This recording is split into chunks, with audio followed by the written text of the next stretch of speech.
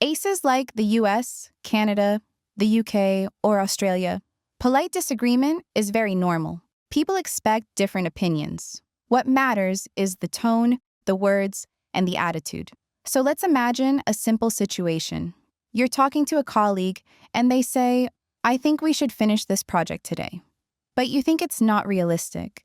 Maybe there's not enough time. A very direct answer would be, no, that's impossible. Grammatically, this is correct English. But socially, it sounds very strong. It sounds like a wall. Native speakers usually don't speak like this. Instead, they soften their disagreement. They prepare the listener before saying no. For example, you might say, I see what you mean, but I'm not sure we have enough time today. Listen to how this feels. I see what you mean shows respect. It tells the other person, I listen to you. I understand your idea. Then you add but and share your opinion. This is very common in everyday English. You can even make it softer. I see what you mean, but I'm not sure if today is realistic. This doesn't sound rude, it sounds thoughtful. Another very natural phrase is, I understand your point, but... For example, I understand your point, but I think we might need more time. When you use phrases like, I understand, or I see, you're building a bridge before you disagree. And this is something native speakers do almost automatically. Now let's move away from work for a moment and talk about everyday life. Imagine you're talking to a friend and they say, this movie is amazing. It's the best movie this year. But you didn't like it. You don't want to start a fight. You just want to share your opinion. You could say, really?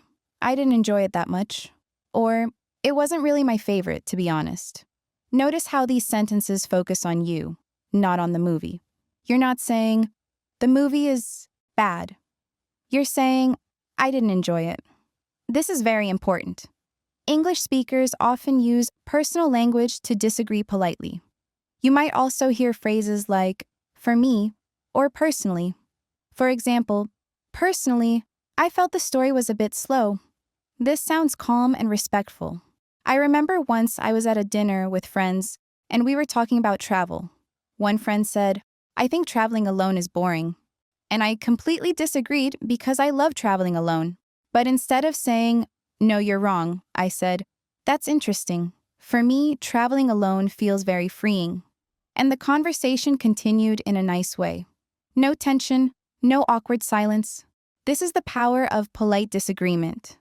Now let's talk about a very common mistake English learners make. Many learners translate directly from their native language. And sometimes, direct translations sound too strong in English. For example, saying, you are wrong, is very direct. Native speakers almost never say this in normal conversation. It sounds like an argument, not a discussion. Instead, they might say, I'm not sure that's the case, or I see it a little differently. I see it differently is a beautiful phrase. It's calm, it's mature, and it's very common. For example, I see it differently. I think this approach might work better. Another very natural phrase is, I'm not sure I agree. Notice how soft this is. I'm not sure makes the disagreement less sharp. For example, I'm not sure I agree with that idea. You can even make it softer by adding completely. I'm not sure I completely agree. Native speakers love these small softeners. Words like maybe, a bit, kind of, not sure. And I think make English sound polite and natural. Let's talk about tone for a moment. Even the best sentence can sound rude if your tone is aggressive. When you disagree politely, your voice is calm. Your pace is slow. You don't rush your words. If you're using AI shadowing, I recommend repeating these sentences slowly and calmly. Not like a debate, more like a conversation with a friend over coffee. Now imagine another situation. You're in a meeting and someone suggests an idea you don't think will work. You want to be professional. You don't want to embarrass anyone. You might say, that's an interesting idea. I wonder if there might be some challenges with it. This is very professional English. You're not saying, this is bad. You're saying, there might be challenges. Or you could say, I like the idea, but I'm a bit concerned about the timing. I'm a bit concerned is a very polite way to express disagreement or worry. I use this phrase a lot in my own life, even with friends. For example, if a friend says, "Let's book the cheapest hotel," I might say, "I like saving money, but I'm a bit concerned about comfort." It sounds honest, not negative. Another useful phrase is "from my experience." For example, "From my experience, this usually takes longer than expected." This phrase is powerful because you're not attacking the idea, you're sharing experience. And experience is hard to argue with. Now let's slow down for a moment.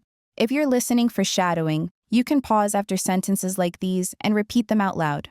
Imagine real situations where you could use them. This is how English becomes part of your life, not just something you study. Disagreeing politely is not about memorizing rules. It's about developing a feeling for the language, a rhythm, a way of speaking that feels human. I want to share another small personal story. I once had a coworker who always spoke very directly, very short sentences. "No, that won't work. You're wrong." Grammatically correct, but emotionally heavy. And people avoided conversations with him, not because he was wrong, but because he didn't sound respectful. Later, I noticed that the people who were respected the most in meetings were the ones who disagreed gently. They used phrases like, "I might be mistaken, but," or "Have we considered another option?" These people weren't weak. They were confident and calm. And this is something you can learn in English too. As you listen, remember this. You don't need perfect grammar to sound polite. You need awareness. You need softness. You need to give space to the other person. English is not just words, it's attitude, it's intention, it's connection. And in the next part, we'll go even deeper into real-life examples, everyday conversations, and common situations where polite disagreement helps you sound natural, confident, and fluent without stress or fear. As we continue, I want you to remember something important. Disagreeing politely is not a trick. It's not about sounding fake or pretending you agree when you don't. It's about showing respect while staying honest. And this balance is something native speakers learn over time, through experience, mistakes, and conversations. Let's talk about everyday situations again, because this is where learners really need this skill. Imagine you're talking to someone and they give you advice you don't like. Maybe a friend says, "You should quit your job and travel." But you don't feel ready. Inside, you disagree, but you don't want to hurt them. A very natural response could be, "I get why you think that, but I'm not sure it's the right time for me." This sounds calm. It sounds thoughtful. It doesn't close the conversation. You might also say, "That's an interesting idea. I just feel more comfortable staying where I am right now." Notice again how the language focuses on you, your feelings, your situation. This is extremely common in English. Now let's imagine a more casual situation. Someone says, "Let's go out tonight," but you're tired. You don't want to go, but you don't want to sound negative. Instead of saying, "No, I don't want to," you could say, "I'd love to, but I'm honestly pretty tired tonight." "I'd love to, but" is one of the most polite and natural structures in English. Native speakers use it all the time. I use it myself very often. "I'd love to help, but I'm busy today." "I'd love to join, but I already have plans." This structure shows goodwill first, then disagreement or refusal. Now let's talk about disagreements in conversations where opinions matter, like discussions about ideas, plans, or decisions. Sometimes you don't fully disagree. You agree partly. In English, we often show partial agreement before disagreeing. For example, "I agree with you about the main idea, but I think the details need some work." This is very polite and very professional. Or, "You're right about the goal, but I'm not sure about the method." "You're right about" is another great phrase. It shows respect and balance. Let me give you a real-life example. Once, a friend and I were planning a trip. She said, "Let's visit 3 cities in 5 days." And I thought it was too much. Instead of saying, "That's too busy," I said, "You're right, those cities are amazing, but I'm worried it might be too rushed." And because I spoke this way, the conversation stayed relaxed. Now let's talk about one very important word in polite disagreement: maybe. Maybe is powerful. It softens opinions. For example, "Maybe we could try a different approach." Or, "Maybe it would be better to wait." These sentences don't sound aggressive. They sound open. Another useful phrase is what if? What if we started a bit earlier? What if we tried another option? This turns disagreement into collaboration. Native speakers love this. Instead of saying no, they suggest alternatives. Now let's talk about something many learners are afraid of: disagreeing with people who are older, more experienced, or in a higher position. This can feel scary, but English has very respectful language for this too. You can say, I might be wrong, but I was thinking. This phrase is very polite. It shows humility, even if you are confident. Or, this might be a silly question, but this doesn't mean the question is silly.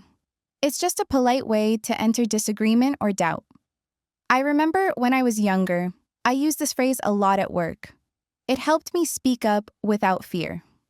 Another gentle phrase is, could you explain that a bit more? Sometimes, instead of directly disagreeing, native speakers ask questions. This gives space. It slows the conversation, and often the disagreement resolves naturally. Now, let's talk about what not to do. This is just as important. Avoid strong words like always and never. Saying you're always wrong or that never works sounds harsh and emotional. Native speakers avoid this in polite conversation. Instead, they say things like, that hasn't worked for me before. Or, in my experience, this doesn't usually work. See the difference? The second version sounds calm and reasonable. Another thing to avoid is correcting people aggressively. If someone makes a small mistake or says something inaccurate, you don't need to say, no, that's wrong. You can say, I might be mistaken, but I thought it was a bit different. This keeps the conversation friendly. As you practice listening and shadowing, I want you to pay attention to the rhythm of these sentences. They are slower, softer, more flexible. English speakers often pause before disagreeing. They think, they breathe. This pause is part of politeness. So when you practice speaking, don't rush. Silence is okay. And remember, confidence doesn't mean being loud or strong. Confidence means being calm and clear.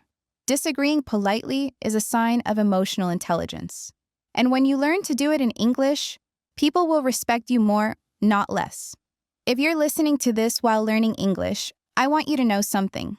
You don't need to sound perfect. You just need to sound human. Real English is full of soft edges. It's flexible. It's kind. And every time you choose a gentle phrase instead of a hard one, you're not just learning English. You're learning communication.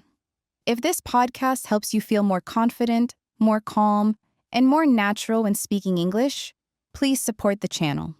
Subscribe to Daily English Talk so you don't miss future episodes. We talk about real English, real life, and real conversations, slowly, clearly, and without pressure. Thank you for listening. Thank you for learning. And I'll see you in the next episode.